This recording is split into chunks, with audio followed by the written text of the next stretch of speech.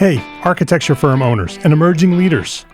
Get ready for unparalleled insight into the development of a world-class architecture firm and a worldwide organization driving the digital transformation of the design and construction industry. With Build Smart, the podcast that's changing how our profession operates. We share the incredible stories behind innovation in the building industry with my friend and co-host, Patrick McLeamy, FAIA, former CEO of the international architecture firm, HOK. You know, Yamasaki's office or firm lasted during his lifetime. And when he passed away, I think that was the end of the Yamasaki office. Helmut did not want that. He wanted a firm that would live out and grow beyond the founders. In Season 1, discover the untold stories behind HOK's meteoric rise, from 150 employees in St. Louis to a powerhouse with over 1,900 staff members and 27 offices worldwide. You know, they weren't as polite as the Kojima people. That was just boom. And anytime you have a creditor, whether it's Kojima or the bank, that wants their money, unless you can raise money someplace else, you are out of business. Bankrupt. And hold on tight for Season 2, where Patrick takes us on a new adventure as chairman of Building Smart International, shaping the future of digital transformation in the design, construction, and operation of built assets. Ian Howell, Ken Harold, and I, Ken was my technical representative from HOK. The three of us took a tour of Europe of 5 cities in 5 days. Very busy time. Simply follow the link in the show notes to subscribe to Build Smart now and uncover lessons that will transform you and your architecture firm.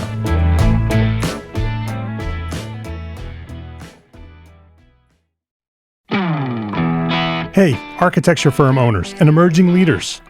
Get ready for unparalleled insight into the development of a world-class architecture firm and a worldwide organization driving the digital transformation of the design and construction industry.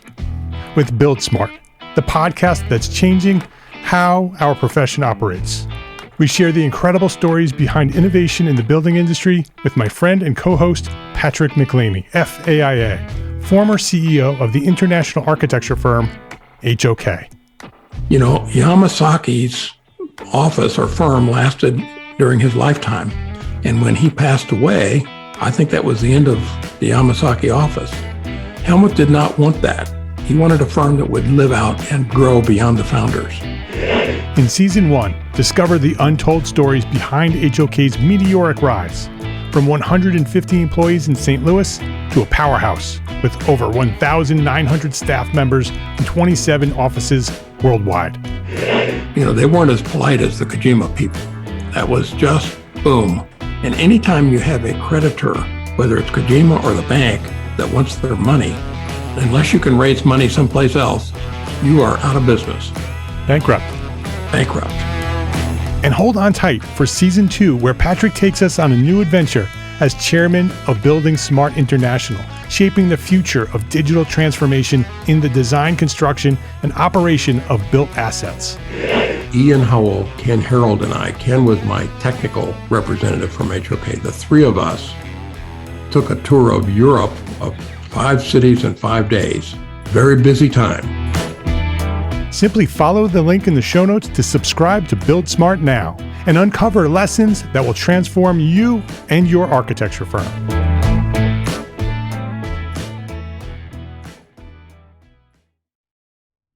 You know, if you build a better business, you'll be a better architect. You'll have more time, more money, more resources to be the architect you always wanted to be.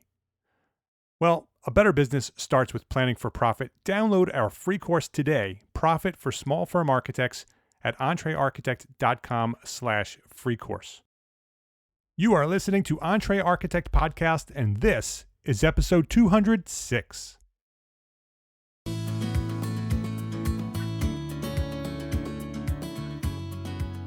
Welcome back to EntreArchitect Podcast. My name is Mark R. LePage, and this is the podcast dedicated to a successful life as a small firm architect.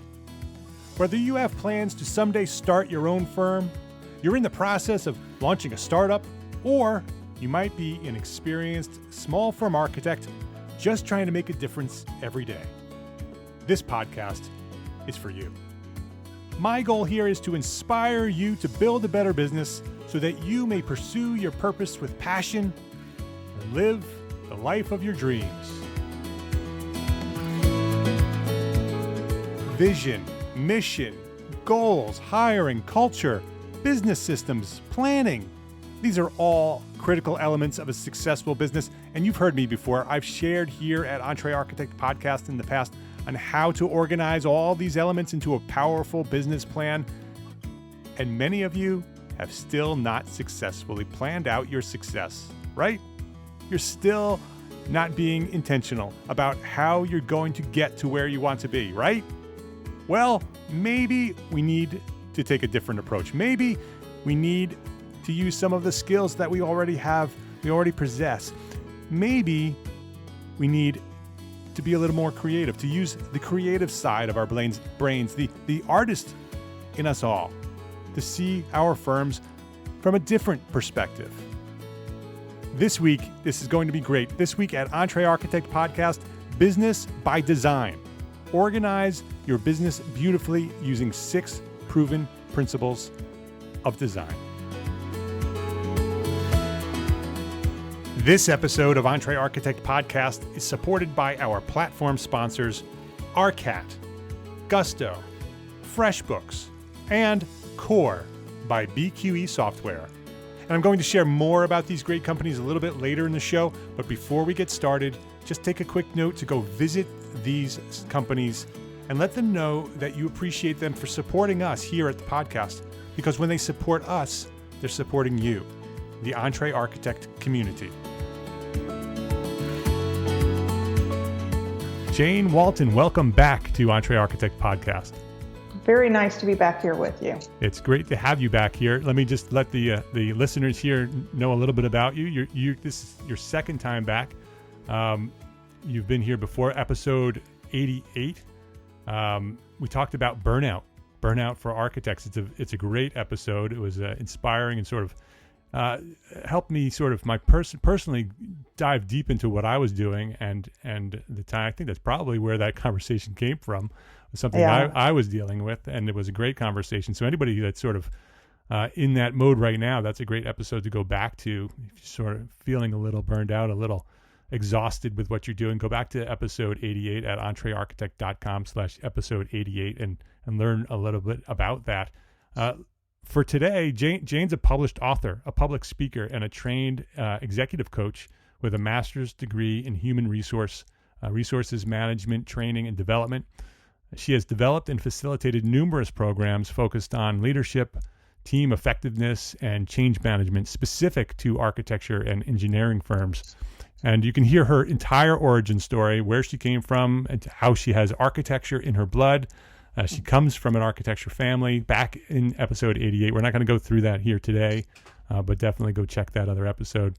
And taking the inspiration from the art world, Jane will discuss today about how you can design your firm beautifully by utilizing the basic principles of design organization. So she's talking about business from the point of view of design, with focal point, contrast, scale, unity, movement, rhythm, all those things. She's developed a new program called Business by Design, and that's why I've invited Jane back today. I want to talk about business by design and how we can sort of use the thinking that we already do as architects with this sort of design thinking, but apply it to business.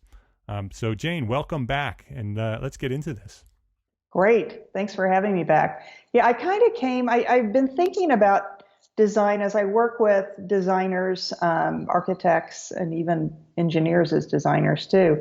I'm just always in awe and watching them problem solve and put exquisitely thought through, buildings and structures together. And so I'm sort of interested in this idea of, and in this case, I'm using artists, although some of the vernacular that you just heard, is something that's familiar in the architecture industry. And so how do we use some of those principles that you guys are pretty intimate with, but twisting it a little bit and looking at designing your firm? So that's the idea of it. I work with a lot of firms, and sometimes they're focus a little too much externally and not internally, or too much internally and not enough externally. And so what is that sort of perfect balance, and what are those pieces that really need to be thought through nicely, And it's really, I think, when I look at these parts of design, it's a perfect balance of vision, partnership, both internally and externally, and execution. And that's kind of where I'm coming from with this concept. So talk about a little bit. I mean, we as architects, we're all consider ourselves artists. Mm-hmm. Some of us consider ourselves only artists and forget the business part of things, which is why I do what I do, to remind them that we need to focus on the profit end as well. Yes. But take us through the process that you've come up with that because this is fascinating. I think that because we are already thinking from that point of view, I think it may be easier for architects to sort of get to the business fundamentals and the things that they really need to be focusing on, whether it's internally or externally, if they can apply some of these skills and strengths that they already have as designers. So to walk us through this. So if somebody came to you and said, okay, I need to solve some of the issues that I'm dealing with, what are some of the steps that you take them through?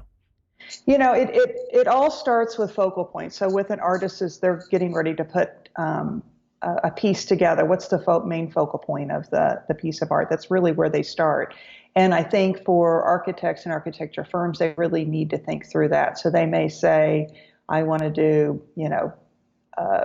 contemporary residential, I want to do healthcare, I want to do civic, nonprofit, whatever that might be. It's really thinking through that. A lot of times I'll see that folks, what they say on their website, which sounds really good, might be very different from what's actually going on internally. So the question is, why is that disconnect? And I even had a pretty senior architect say, if the leader of our firm knew that I wasn't doing what we say we do, it was a kind of a human performance integrative design type of thing, that a lot of the projects I'm getting, we're just not doing that. I'm kind of afraid he'd fire me.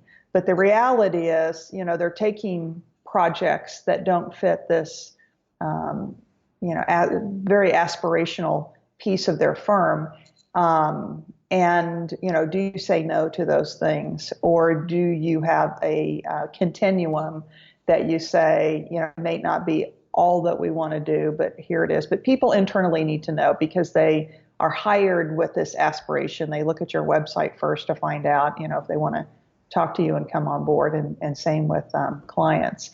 But if you say you're something, for instance, some may say they're on the cutting edge of technology. And the question is, if you want to be in that space, are you going to invest properly to do that and get the level of talent to be able to do that? So part of it is just being really clear with the focal point, and that gets into the contrast, which is the second part, is to really kind of test that out. Is that really, for what it's going to take to get to your aspiration, is that really where you want to be?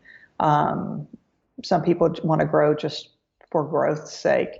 So it's really the focal point, and really a lot of going through each of these pieces might take you back to focal point to test that out. Right. So when you're talking about focal point, are you talking about a target market, or are you talking about a philosophy of practice, or both?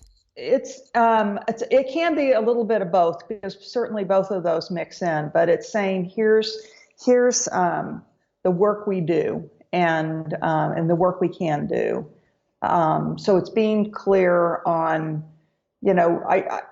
I see firms take on work that they really don't want to do, but they're afraid if they pass it by, that's going to be a problem. And then they end up on these projects that they just really don't like, and aren't driving their vision and strengthening their skills of, where they want to be. It can be a risk. But the more focused you are on that, the more word's going to get around too, in the community and with clients. So it's just being really intentional and really clear on, here's really what we want to be about, and here's who we want to, here's how we want to make an impact. Now, then you have to go back with the contrast. So the contrast is, testing that focal point. What are your clients' expectations? what's the market like right now? What are industry conditions that may support or not support that? And what kind of competition do you have? For instance, a specialist is more likely to have a national focus because they're very specialized. A generalist has a tendency to be more local because they're a generalist. And so it's really kind of getting clear on what arena you want to land there, because that's going to drive your actions, it's going to drive your decisions, it's going to drive your investments. And I think sometimes, and I'm a small business owner, we can get spread pretty thin. And so are you spread thin on really good stuff, or are you spread thin on a lot of so-so stuff? And is that confusing? You told me about, which I took your lead on, the gentleman that does some work, I should remember it, Mark, on being really clear on your marketing piece. Yes, story brand. Oh my gosh. Yeah. I within 2 hours redid my whole website after. And that's exactly what I was thinking when you were talking about focal point. It's Donald Miller is the leader of that, and it's the podcast is Building a Story Brand, and the website is storybrand.com. Mm-hmm. And he talks about clarifying your message. And when you're talking about focal point, that's really what I'm getting from what you're saying, is that you need to understand who you are and what you do and how you do it, and then really clearly and very, very, very simply be able to communicate that to everybody, to your clients and to your employees and to your consultants and everybody. It's sort of rolling your brand into your target market, into your storytelling. It's all sort of one thing, but it needs to be really clear. And you're calling it a focal point. That's a very good description of that. It's sort of taking all those things, because I talk about target market all the time. That we should be focusing on something that we're really good at, something we really like, and something that we can become known for as an expert. Yes. And that's a piece of what you're talking about with focal point. Because I think when I asked before whether it was philosophy or more marketing, it's both. It's everything. It's what you're talking about. The whole package. It's who you are. Yeah, it's interesting. I met with an architect.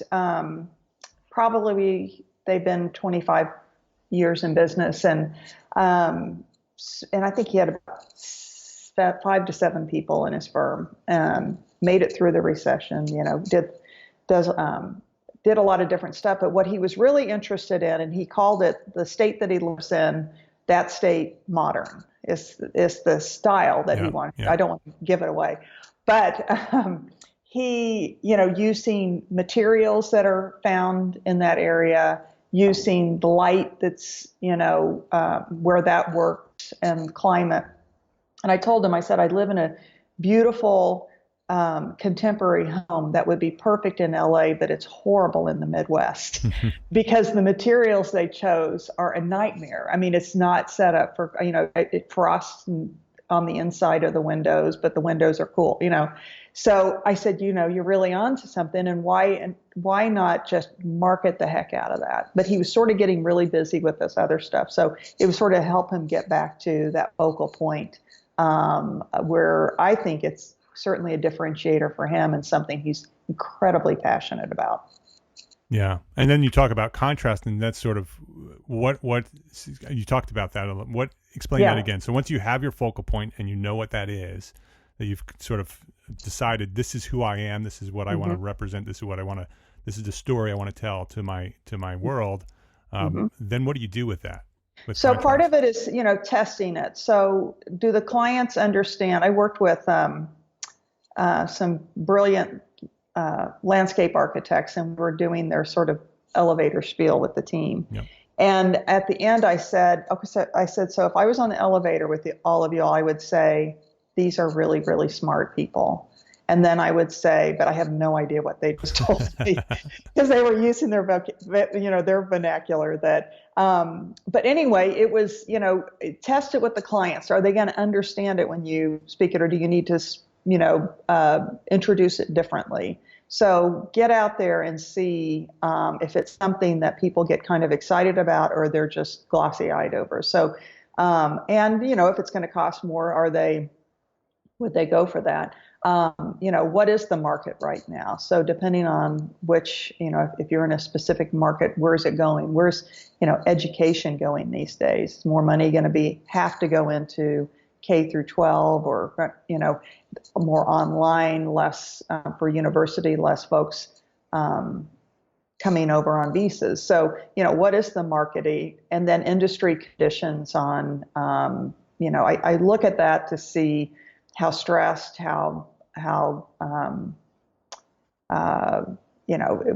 hear crunching of timelines and fees and, how does that fit into it? And then competition, who else is out there? It's interesting after the recession to see which firms are just quietly you're not hearing about, and then these new up and comers that you're starting to see everywhere. So what's going on with the competition out there, and how do you, get your, how's your brand compared to that? So it's just looking at it to say, is this still a really, really good idea? Yeah. So once you have your story and your focal point, and now you need to get it out there. So how are you going to tell that story? How are you going to make sure that that story is the right story? Because you might have a great story. It might be a wonderful story to tell, but nobody wants it. And so you want to make sure that there's a market for it. Absolutely. And you want to make sure that the story that you're telling is being absorbed, is being received properly, that you said to test it. So you should, try different ways of telling your story when you're talking with, maybe when you go for interviews for new projects, or when you're meeting people and they're asking you who you are. Try different ways of telling that story about your focal point and see which ones are resonating, which ones are getting the questions back from the person that you're talking about, which ones are getting them excited, and clearly they understand what you're talking about. Because you said about how, many times architects will talk over someone's head, that they sound really good. Like you said, they sound really smart, but we have no idea what they said. And so by contrast is testing and making sure that it works, proving that the market's there, and doing all those things to make sure that their focal point and the story is the right one that you should be focusing on. Absolutely. Yeah. And, the architect who had the modern idea, the state modern, we talked about, because I had a little book that I put together. It's more kind of a booklet. It's very visual. It's, square. It's, it didn't take a lot to produce, but, do you put a book together and you're out talking about it? But, different ways to sort of introduce the idea to folks. But then the next thing, once you're really, really clear on that, then scale is the next thing that you look at. Yeah. So how deep or how wide do you need to be to execute on the focal point? And is that where you decide whether you go local or regional or global, or is that more in contrast? No, absolutely. So, the continuum, when you look at a generalist versus a specialist, and so, where do you want to, to fall in that? And these days, it's also just creating that, the brand out there to make that awareness. But how deep or wide? So, when you look at the talent that you need to bring into your organization, or you need to partner in, are you going to need some pretty good technical generalists, or are you going to need some people who are very, very specialized? So that's going to really determine where your education's going, and research, and individuals that you might be bringing in, what you need to balance out and be able to execute on these. Yeah. And so just to remind our listeners, we're talking about design principles, right? Focal point, contrast, scale, unity, movement, rhythm. These are all things that we're familiar with from a design point of view, from an artistic point of view. So how do we apply those to business? So we're talking about focal point and contrast and scale. So you can kind of take the things that you already know in design, and how do you apply them to business? So scale is once you know your story and you have this tested and it's the right market and you have the marketing all figured out. Now, how do you get it out there, and who do you get it out to? And how do you build an organization around that? Absolutely, because you really have to be intentional. I talked to a firm recently, and they're about 3 years in, and have been adding staff. But they've been adding staff really haphazardly. That if they really thought through their focal point, where they want to go, then they would have a much clearer message to people they're interviewing and questions that they're asking and what kind of talent and experience. So they have this huge hodgepodge that really isn't quite working right now because they just didn't think through this piece of it. Yeah, you need to go through focal point and contrast before you get to scale. So you know who you are and what you are and what you want to do and how you want to do it. Now you need to build a team around that. Right. And like if you start with, okay, I'm doing architecture and I'm frazzled and I have too much to do, so let's go hire somebody, and then hire somebody else and then hire somebody else.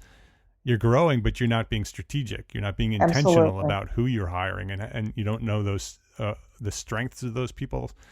Because if you know the strength of each person that you're hiring, how does that go back to your focal point and your contrast as you are bringing on new people that you know exactly what they're going to do and how they can add to the development of your focal point? Yeah, because the bigger, when you're small, you need more, people who can do everything. And then as you get bigger, you need people who are more specialized. The other thing scale does is sometimes you get to scale and you say, okay, I like my focal point. I've tested it out. And you go to scale and you go, do I really want to have 15, 20 employees? What is my life going to be like? And do I want that? Then they may go back and look at that a little bit differently too. Because I hear sometimes people like, I want to be a firm of, we want to triple in size. Well, why? Why do you want to triple in size? And let's think through what that does to your focal point, and going back through contrast. All of these sort of test it out a little bit. Certainly scale does, because if it doesn't feel right as you're talking through and thinking through this, you might have to go back and tweak your focal point. Yeah. It's all this great way of just testing through aspiration versus reality versus, mental capacity and physical capacity. Yeah. I have a lot of members in our community, EntreArchitect community, that are sole practitioners, love being sole practitioners. They love the freedom and the flexibility that brings them. But at the same time, they may wish that they were doing a certain type of architecture or have more freedom to do just the design. And when they hear that in order to get to that level, they need to grow, then there's a conflict, that they want to stay sole practitioners, but they want to do the architecture of a big firm. And you need to, in contrast, probably in this section of contrast, you need to figure that out. You need to figure out, if this focal point requires this type of firm, when you get the scale, you're going to have to start growing to that type of firm. Is that what you want? And like you said, if it's not, then you need to go back to focal point and readjust what your focal point is.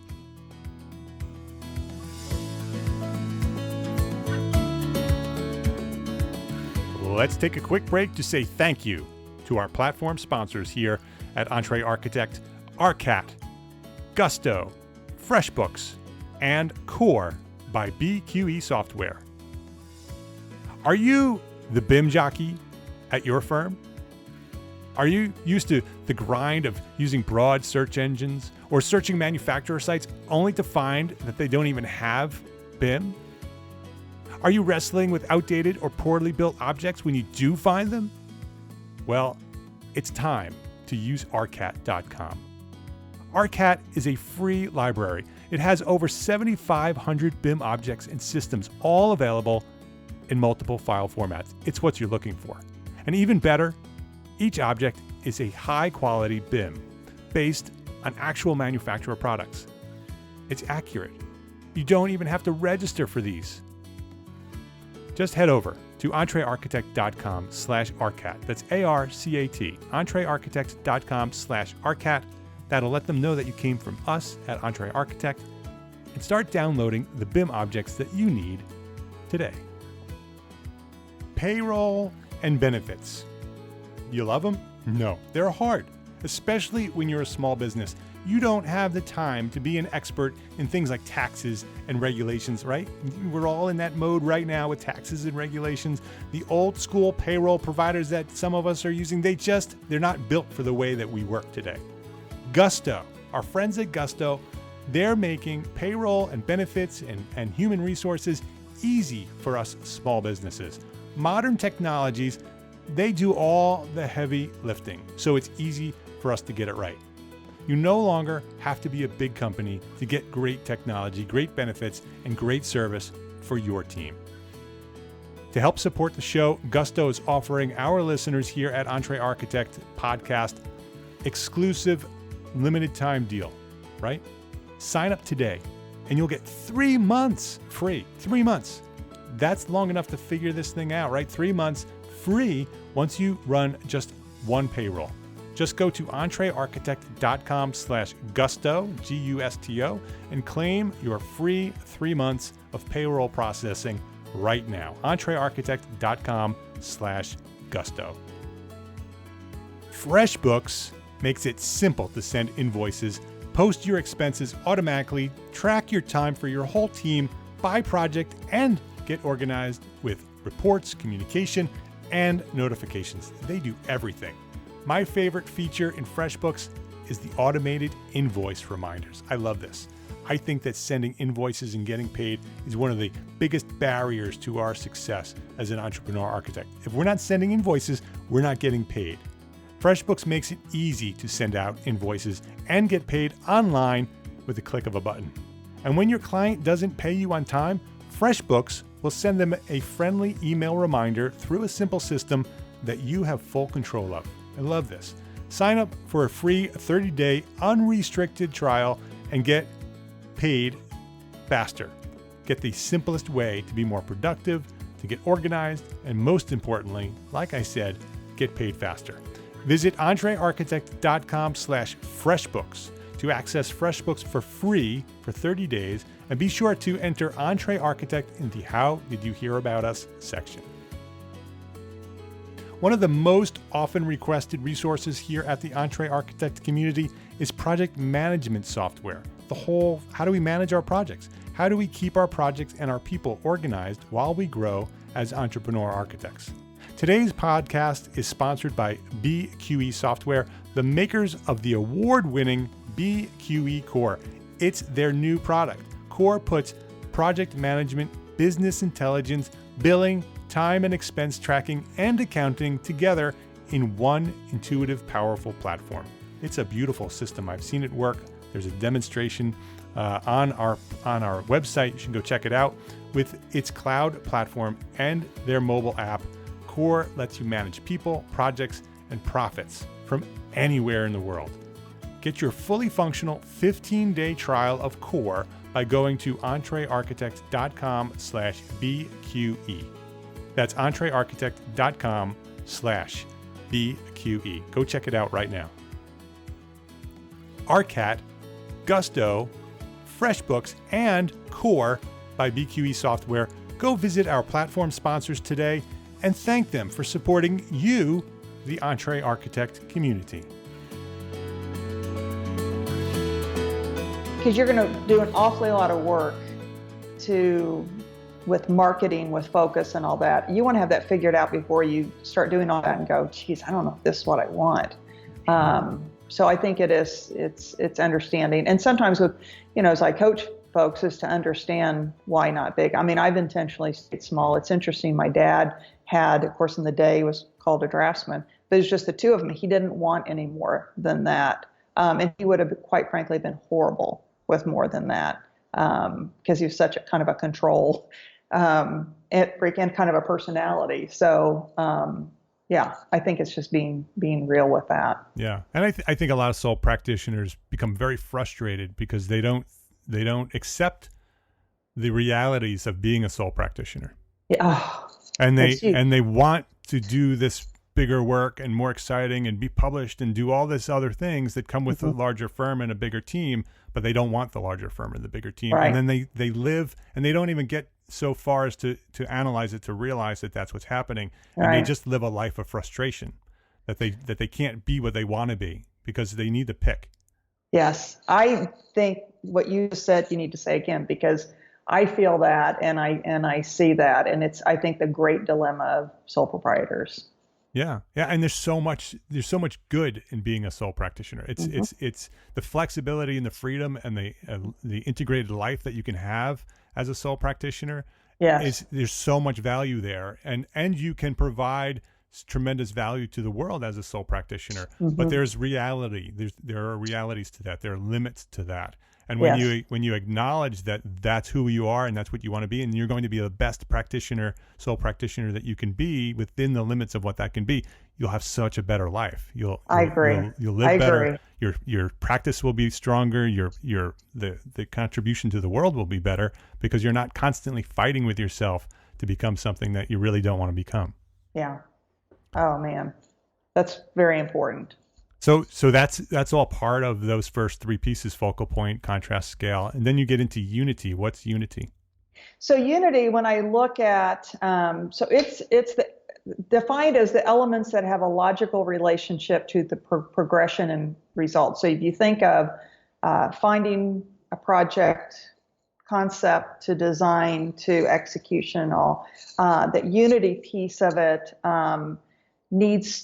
people need to understand what that looks like, especially people that come into, as you think of hiring a person, is this, do we communicate a lot? Do we communicate little? And you need to, take this on your own. We're very fast paced. We're very, deep in research. What is the sort of expectation as you look at the unity piece of it? I actually use Southwest Airlines as an example through all of these because people are familiar with them. Yeah. But with them, with the unity, they all have common goals, and they know they have, safety, on-time departure, and customer experience. And they know at any one moment in anything that's going on, what trumps what and how we make a decision. We're not going to hold a plane for a person, but we're going to treat them really well while we're there. So they have this unity. I mean, if on-time and quick turnaround's important, everyone jumps in and helps, versus, another airline that might have, someone that comes in and does it. Their pilots will come out and help clean up the place because they know on time. So the unity piece of it is, here's how we work together. Yeah. And here's the cadence and rhythm that we want to have as we're working. So we communicate a lot up front to make sure everything's clear and people understand, and then we let you do your own thing. But how does that work? How is that logical relationship of progression? We make a decision and we move on it. We don't change it unless this and this comes up. But how does that work so things flow? When I look at, firms that I work with and how much rework and the slowdown and all this, that's because these elements aren't in place to make sure that this process and this project's moving really well. So that needs to be really defined and understood and thought through. I think people, especially leaders, have an idea of it, but they don't really think through it and describe it. So people come in trying to figure it out. Yeah. Yeah. Yeah. For my firm, I have in my business plan, I have a statement of values, Mm-hmm. and I have a culture statement. And so I sort of define what I want my culture to be. And then that's sort of when you're talking about, Southwest Airlines, how everybody knows what they should do and shouldn't do based on the principles and the values that are established from day one. And they're hiring to that too. I just also read the book, Delivering Happiness by Tony Hsieh of Zappos. And he talks about, people asking him, how does he get his customer service to be so fantastic? How do you get your customer service representatives to do the right thing at the right time? He says he hires those type of people. Yeah. He won't hire people who aren't naturally gifted at doing that. Yes. And so once you sort of go through what you want what your personal values are, because you're going to reflect those to your firm, because your firm is going to be built around a lot of your own personal values and your own principles that are unchanging. And then you need to build how is your culture going to be built around those things, around your principles and your values, and how do you communicate that to your team? As when you go back down the list, scale and contrast and focal point, how do you communicate that culture and those values and those principles to the people that you're working with? Yes. And what's interesting at Southwest is they kind of call it the code, but the baggage people are trained and they want the same personality for folks who are downloading or gassing the plane. It's not just the people who have customer relation, Right. customer Yep. face. It's everyone. And they love it. I mean, everyone at every level, and they all know, they talk about, even as planes are coming and going, we'll have to do another session just on some of their thinking, because they were disruptors 40 years ago, where we're just now hearing about the idea of being a disruptor now. But they hire everyone. So everyone has to be good working with folks because they want interaction within their company to be incredibly strong. Yes, so the training and selection, and then they make changes pretty fast if someone happened to slip through that is struggling, working well with others. They move on that pretty quickly. Yeah, and Zappos has they actually give an option. I think it's like after 2 months or whatever it is. 2 months, they actually give an employee an opportunity. They'll pay them to leave. Yeah. They'll say, if you're not happy and you don't think that you're the right fit here, we'll pay you $2,000 and you can go on and go do something else. Brilliant. They're actually encouraging people to in order to sort of weed out the people that may have slipped through the process, which are very few, because very few slip through the process because the process is so intense to hire the right people. The other thing that Zappos does is that every single employee has worked customer service, from the CEO all the way down, to the bottom of the organizational chart. They've all worked customer service, and so they all know how that process works, because they're building their entire brand on customer service. Around that. That's great. Really interesting. Yeah. So how can we learn from these companies and take some inspiration? We just think that people coming out of school know how to do it, or people coming in from a different firm are going to do it the way you want. And so just being really clear and letting people sort of build that as they go, but having some guidelines. Unity's huge. Yeah, and it needs to be documented. It's not just something that you want to sort of think about and say, "Oh, this is where I want to go." It needs to be, written down and finalized, and it will evolve as your firm evolves, as you evolve, as your culture evolves. But you want it to be intentional. Absolutely is what Jane's talking about here. So then the next step is movement. What happens after that? So we kind of got into a little bit. It's action and direction. So the level of effort, progression, and drive necessary to support your focal point. So, these days, part of it is, are we fast in getting, I look at big architecture and BIG and just this crazy stuff that they're doing. It's like, how are they turning this stuff out, and what are they doing? Well, their movement is fast and furious, and the level of effort is, pretty much 24/7, and at all levels. And to, you look at that movement versus, a Frank Gehry, I'm just using these big guys as examples, who are going to spend a ton of time on models and ideas. And so the movement is very different between both of them. So what is it when you come in? Are you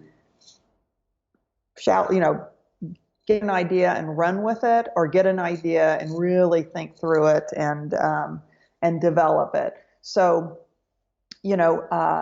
some people can't move real fast and can't make decisions real fast and aren't comfortable, on the fly. And if you're a type of organization, type of work you're doing that, you need to be able to hire for that. And others need more time and be very methodical. And some firms have that luxury, not a lot of them these days. But what is the level of action and direction that these folks need to understand as they're coming on board? And this is where process and systems come in too, right? Yes. Right. So how do you execute on the work that you do, whether it's moving fast or thinking through a process, but this is also where you'd want to start developing some systems and some processes of how you do it, so it can be documented and intentional again. Yes. And it's all based on those first four things: the focal point, contrast, scale, unity. All those things have been developed and intentional and documented. Now, how do you actually execute the work that you do in order to deliver on those other four pieces of what you've developed. Very much so. Yes. And again, some people, I talked to an architect. He just went over to joined a new firm. I think it was a mentor he had known for a while, and eventually he's going to probably take over. And they have a staff, and I think the average tenure is 20 years at this place, or 15, something just crazy. And movement's going to be a real problem for him as he goes in, and where he came from. It's we can't move at the pace and level that we have been. It needs to change. So his big thing isn't so much unity for them, because they're very united and they know how to work together and who brings what to the table. But the movement piece is going to be huge for him with that group. Yeah. It's the place where growth happens. It's yes. when you're planning on scale and you've built this culture to grow, movement is where you actually grow. This is where it happens. Absolutely. So it's where the growth of the business starts to happen, and that's why the systems and the processes are so important at this point, because it's by developing those processes and those systems, it's how you're going to grow. And this is probably also a place, and correct me if I'm wrong, this is also where you start thinking about your planned succession. How does this firm grow beyond you? Yes. Right? This would be where that would happen. How do you develop a firm and with the systems and the growth that you may have and the leadership progression in order to get to the point where there are leaders who will take over from you when they get to this point. So when you decide that you're moving on and you're retiring or you pass away or whatever happens, that the firm just doesn't die because you haven't planned. You've planned this to grow beyond you. That would happen in this movement section. Very much, yes. And then the last is rhythm, and this is really kind of looking at. I look at this kind of more annually. So we talk about repeating elements and cycles that generate interest and organization momentum. So the rhythm is, we've got the work to do, but what other things do we need to have in place that we're continuing to, for some organizations, we have an annual forum, or we're going to have a retreat and go out and, see what else is going on out there, study a building, or we have monthly meetings with the group to let them know how things are going, what we need to do to course correct. Rhythm can also be cycles of marketing and getting, as I talked to this person with the modern stuff, I mean, he had worked with a marketing person, had a plan, but hadn't been executing on it. So he needed to get out. And so what is the rhythm to keep interest, to keep growing, to keep informed? So this is where, we don't get to that book we want to, we don't get to that conference we want to, whatever it is, but this is a rhythm that we can continue to evolve our organization and get better, but we need to have these elements, repeating elements in place so that we're evolving and growing. Yeah, so it's sort of the business cycles, both long-term and short-term. It's how your firm evolves, how your plans evolve. It's sort of how you go back to your focal point and your contrast every year, maybe, or every quarter, and make sure that you're still on target for those things. Yes. Like you said, with marketing is a rhythm. You have to have a marketing process that leads into a sales process with a sales funnel or a pipeline. That there's always work continuously coming through the door. So when one project finishes, the other one starts. Right. You don't end up with a bunch of projects all in the same timeline. That you have a staggered timeline. That's all intentional and thought out and cyclical. It's part of a rhythm that if you look at everything that you're doing, whether it's a daily basis or a weekly basis or monthly or annually, much of what we do as architects is rhythmic, that it is a cycle. It happens over and over and over again, which then also communicates back to movement, because that's what's going to tell you which systems and which processes should be developed because of these rhythms. These are the things that are happening over and over and over again. Right. It's part of scheduling and planning to make sure these things do happen intentionally. Right. Yeah. It's kind of staying on top of things in a nutshell. And I think for rhythm for architects is getting out there and, reconnecting with old clients and getting introduced to new clients. And, you've got so many times a month that you're doing that, or a process in place to do that. Right. Monthly coffees with people. Yeah. And also, maybe the education, yes. Where you go ahead. Yeah, I think that's great. And what I would say too, I just met this last week with some women in design and Unity by Design, both chapters here in my city of architecture. And I'm like, I got to get in front of these young people.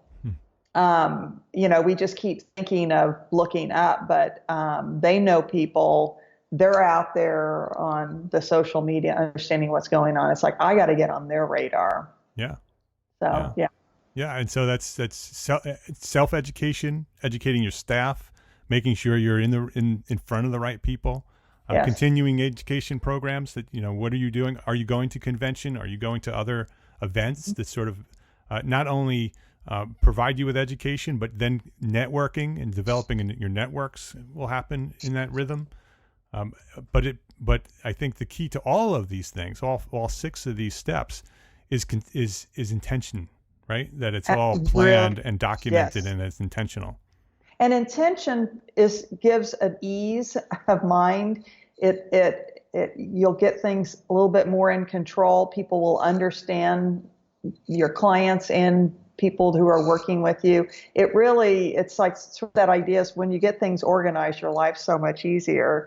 And that's really the point of this, because again, when I look through firms to see where the trouble spots were, they didn't have this all the way thought through.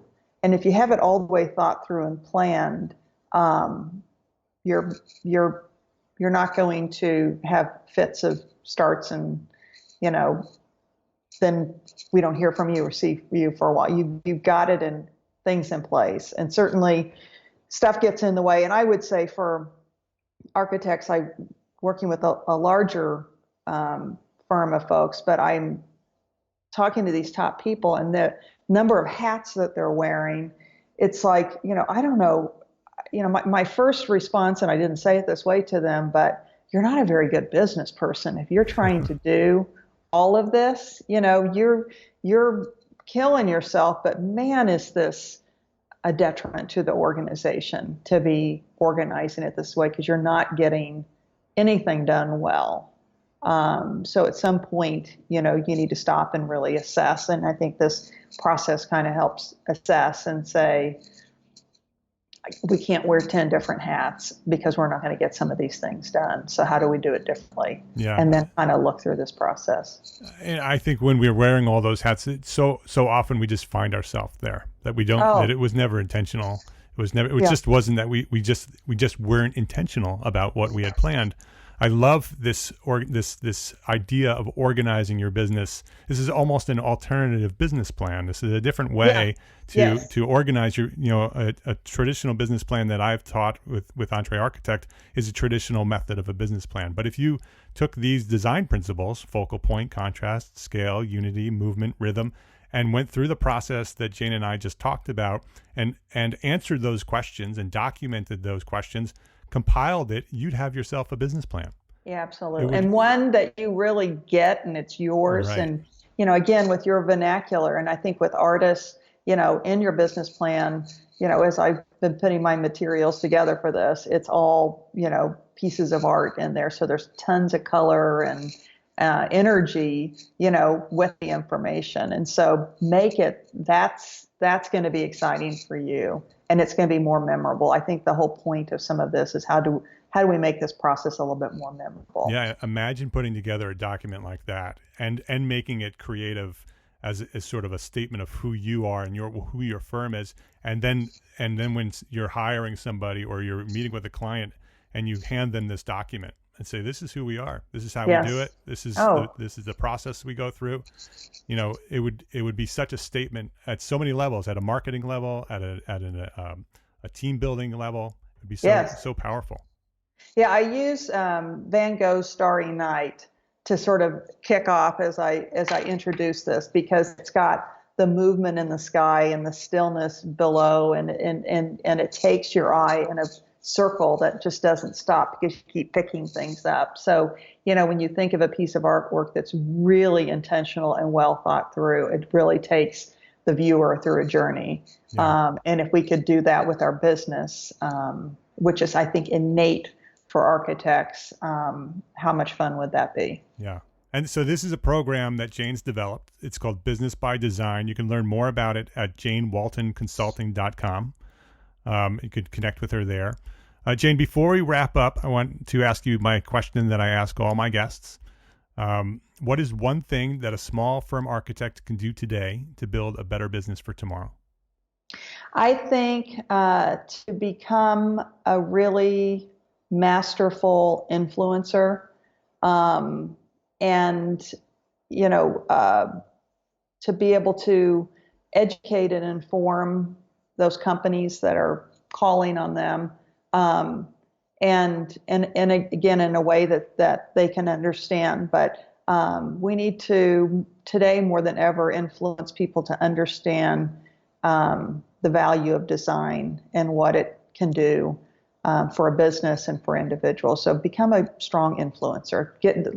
Bone up on some influencing skills in a passionate, collective way.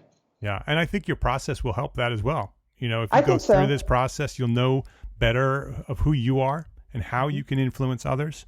I think it'll be a really powerful process for people. Yeah, I think, and I would say this, what is, if you had to flip this for your client, what their focal point is and what their movement looks like and what their, understanding their side will help you meet those needs too. Yeah, it's a great first question for anybody you meet, to sort of ask the questions that discover someone's focal point, who they Yes. are and where they're coming from. Yes, It absolutely. would be a great way to network. It'll be a great way to meet new people. It'll be a great way to get new work. Great. Excellent. So again, janewaltonconsulting.com. We can learn all about Business by Design. You can learn all about Jane. You can connect with her there. Jane Walton, thank you very much again for sharing your knowledge here at EntreArchitect Podcast. Thanks for having me. I'm a big fan of yours and what you're doing. It's always good to connect with you. Thank you. Thank you. Thank you. And we'll have you back. We'll talk some more sometime. Sounds good.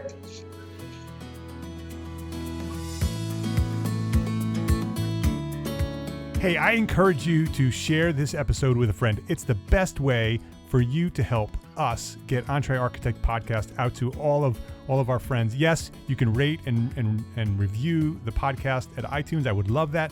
But it's nothing is more powerful than you sharing a simple link to EntreArchitect.com/episode 206 for this episode. Share it to one friend. That is how we're growing. We're growing organically, one episode at a time, one listener at a time. EntreArchitect.com/206. I ask you to do that as a favor to me and to all the profession, because that's what we're doing here. We're sharing our knowledge so the profession gets better. So EntreArchitect.com/episode 206. And don't forget to download our free course, Profit for Small Firm Architects. It's free at EntreArchitect.com/free course. Go there now and download that course. It's a free video course, step by step, teaches you how to build a profitable architecture firm. It's not junk. It's not something you're going to throw away. It's something you're going to use. You're going to rebuild the way you plan for profit with your firm. It's very valuable and it's free to you at EntreArchitect.com/free course.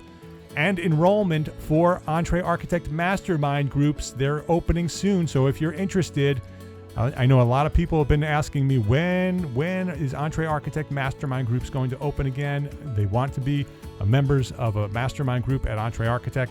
So watch our social media. It's coming soon, later this month, or come back here at EntreArchitect Podcast. I'm going to announce it on social media and here on the podcast. This is the most powerful membership program we offer, the EntreArchitect Mastermind Groups. sharing knowledge, setting goals, finding accountability for your progress. This is where you'll find it. You'll find it at EntreArchitect Mastermind. Stay tuned for more information. I just wanted to let you know it's coming this month, February 2016. Whoa, 2016, I'm 2 years behind here. 2018, February 2018, EntreArchitect Mastermind is going to open for enrollment. Watch social media. My name is Mark Arlepage, and I am an entrepreneur architect, and I encourage you to go build a better business so you could be a better architect. Love, learn, and share what you know. Share what you know. Share what you know. Thanks for listening. Have a great week.